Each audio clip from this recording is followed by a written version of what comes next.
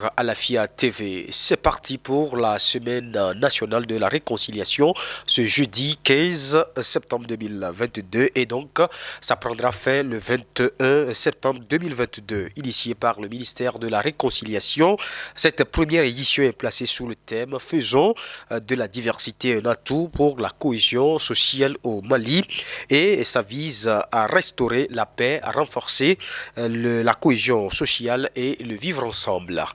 Je propose de suivre quelques réactions au micro de Draman Moussa Diallo. Cette semaine, couvrant la période du 15 au 21 septembre 2022, faut-il le rappeler, a été instituée en 2019 par la loi d'entente nationale en son article 7. Mesdames et messieurs, l'objectif de ce grand événement consiste à mobiliser toutes les filles et tous les fils du Mali, de l'intérieur comme de l'extérieur, autour des idéaux de paix, de tolérance, de cohésion, de pardon, de vivre ensemble, de réconciliation et de devoir d'assistance mutuelle pour la stabilité de la nation malienne. Nous avons décidé de lancer à partir de ce matin, cette semaine. Il s'agira de réussir une bonne sensibilisation et une forte mobilisation des citoyens pour relever le défi de vivre ensemble la réconciliation.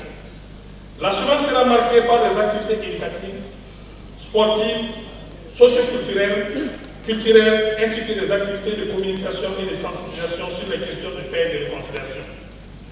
Les gouverneurs des régions et les missions diplomatiques et consulaires mèneront les activités de leur choix en lien avec le thème de cette semaine. Mesdames et messieurs, c'est notre initiative nous a conduit en ces lieux si mémorables et honorables pour notre peuple tout entier, sont le fruit d'un travail collectif et concerté de beaucoup de cadres des départements ministériels. Mesdames et messieurs, j'invite toutes et tous à une mobilisation et une implication inédite pour la promotion du pardon, de la tolérance et de la paix entre Maliens. En organisant cette semaine nationale de la réconciliation, le ministre de la Réconciliation, de la Paix et de la Cohésion nationale donne un écho favorable à une sage volonté du peuple malien dont la finalité est de trouver des solutions endogènes aux problèmes nationaux. Monsieur le ministre de la Réconciliation, de la Paix et de la Cohésion nationale, face à la flambée de la violence sur fond d'actions malsaines orchestrées par des aventuriers décidés à compromettre par la discorde la stabilité de notre pays, il reste évident que votre tâche est ardue. Ardue, dis-je, mais pas impossible. Il vous faut donc sans relâche envisager des solutions innovantes à même d'obtenir l'adhésion des communautés, les plus souvent instrumentalisées dans des conflits dont elles ignorent les vraies raisons. Méconnaissant ainsi la source de leurs problèmes, celle-ci bascule malheureusement dans la méfiance, la suspicion, voire la haine les unes vis-à-vis des autres.